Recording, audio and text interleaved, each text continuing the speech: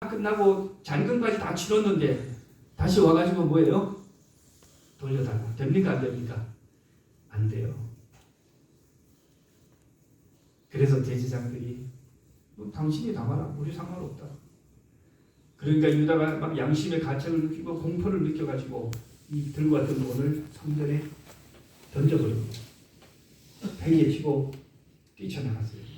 그 방길에 막 달려나가가지고 유다가 자살을 합니다.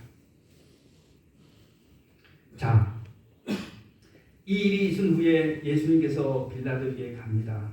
빌라도에게 갔더니 빌라도가 예수님을 만나보니까 이 사람은 사형을 할 만한 죄인이 아니에요.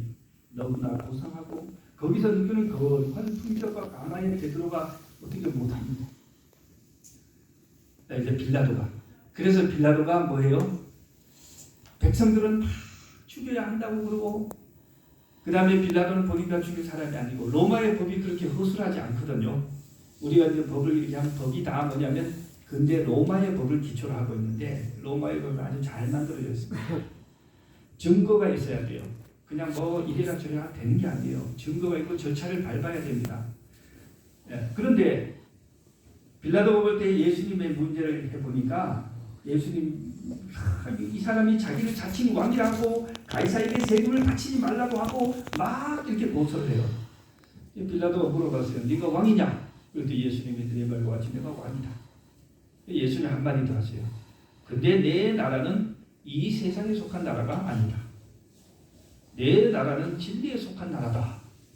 빌라도가 알아봤어요. 아, 이거는 종교적인 문제구나. 이 사람이 진짜 반역을 해서 그런 게 아니고 종교적인 문제구나. 그래서 빌라도가 뭐 하냐면 예수가 갈릴리 출신이거든요. 갈릴리 출신 관할 지역이 내가 아니고 저 갈릴리에 있는 헤롯에게 보내면 되겠다. 왜요? 자기는 예수님에 대해서 사형 집행을 하고 싶지 않아요. 로마의 법으로 사형할 게 아니니까. 그것을 피하고 싶어서 누구예요? 헤롯. 그때 헤롯은 자기의 정전인데 헤롯에게 보냅니다. 헤롯이 아마 그 갈릴리를 관할을 하고 있어도 집은 저기 있었던 것 같아요. 예루살렘에. 당신이 처리하시오. 관할 지역이 갈릴리니까 당신이 처리하시오. 헤롯이 예수를 이제 신문합니다. 이게 다 밤중에 일어난 일이에요. 헤롯이 예수님을 신문을 해보니까 헤롯은 예수님을 굉장한 호기심으로 기다리고 있었습니다. 왜냐하면 이 헤롯이 과거에 세례 요한, 침례 요한을 못 뵌 사람이에요. 근데 헤롯이 자기가 침례 요한을 죽이려고 하여 죽인 게 아니죠. 자기는 요한이 자기의 잘못을 경고했지만 감옥에 가뒀지만 죽일 생각을 없었어요. 왜냐하면 그 사람의 기별이 하나님의 기별처럼 들렸기 때문에 두려워서 죽이지는 못했어요. 그런데 누가 죽였어요? 자기가 나중에 얻은 아내가 그 딸을 시켜가지고 뭐죠? 요한의 목을 빼달라고 그래가지고 그만 요한을 사형을 해버렸어요. 그리고 나서 계속 제치사면제 괴로워하는데 예수의 소문이 들려요. 갈릴리 예수가 나타나가지고 요한하고 똑같은 기별을 전해요. 회개하라, 천국에 가까웠다고 요한과 똑같은 기별을 전하면서 막 병자를 살리고 막 그렇게 한다고 하니까 겁이 났어요. 죽었던 요한이 살아나가지고 지금 저렇게 활동하는 것 같다. 그런데 이 예수가 지금 뭐 했어요? 산채로 잡혀가지고 자기한테로 이송이 된 거예요. 나 한번 만나봐야 되겠다. 그래서 헤롯은 만나가지고 자기의 호기심을 만족시키기 위해서 뭐 하냐면은 병자들을 데려옵니다. 환자들, 장애자들. 그리고 예수님이 그러는 거예요. 네가 이 사람들을 고치면 내가 너 당신 예수인 줄 믿으면 내가 믿어줄게. 그리고 당신을 사형시키지 않고 풀어주겠다. 이렇게 제안을 해요. 예수님 앞에 환자들을 데려다 놓고 이 사람들을 고치면 뭐 한다고요? 죽이지 않고 풀어주겠다고 제안을 해요.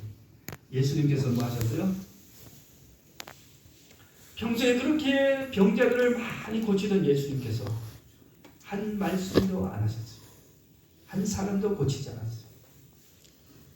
그런데 헤롯이 아이고 이거 무슨 협작꾼이구나, 헛소문이구나 하면서 거기서 막 백성들을 시켜서 예수님을 조롱하고 폭도들을 시켜 그래 합니다.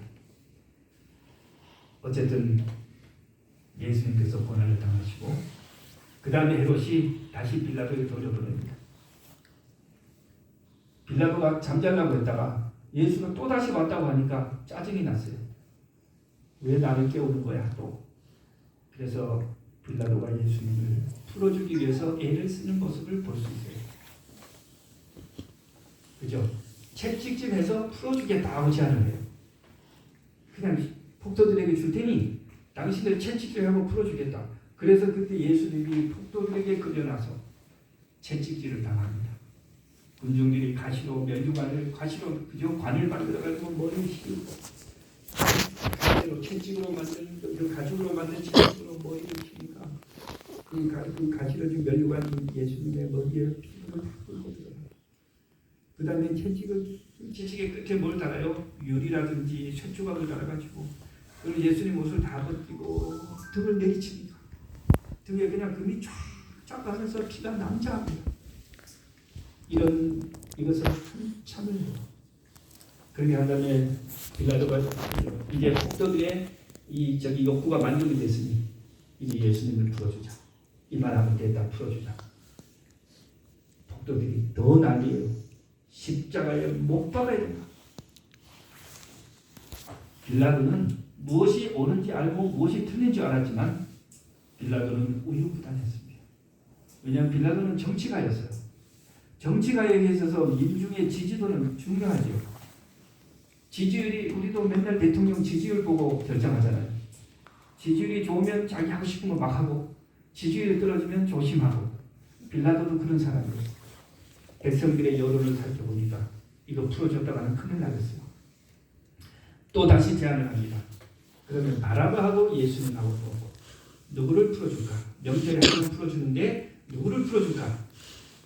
백성들이 누구를 요구했어요? 바라바를 풀어주고 예수는 죽여야 된다. 무슨 일이냐? 무슨 악한 일을 했느냐? 십자가에 못 박아. 아무 이유 없어요. 십자가에 못 박아. 이 군중은 완전히 사단의 도구가 돼가지고 그렇게 해요. 그래서 베드로가 마침내 손을 씻고 빌라도가 손을 씻고 나는 이 사람의 피에 무죄하니 너희가 당해라. 그러니까 유대인들이 그 피를 우리와 우리 자손에게 돌리시오. 그렇게 해서 예수님이 사형 언도를 받게 됩니다. 오늘은 여기까지 하겠습니다. 그리고 우리 이사야서의 우리 말씀을 하나 좀 읽고 마치겠습니다. 성경 이사야 53장 말씀을 읽겠습니다.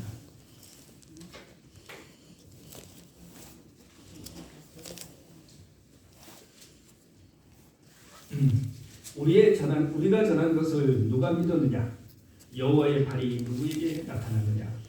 그는 주 앞에서 자라나기를 연한 순 같고 마른 땅에서 나온 뿌리 같아서 고운 모양도 없고 품체도 없은즉 우리가 보기에 흠모할 만한 아름다운 것이 없도다.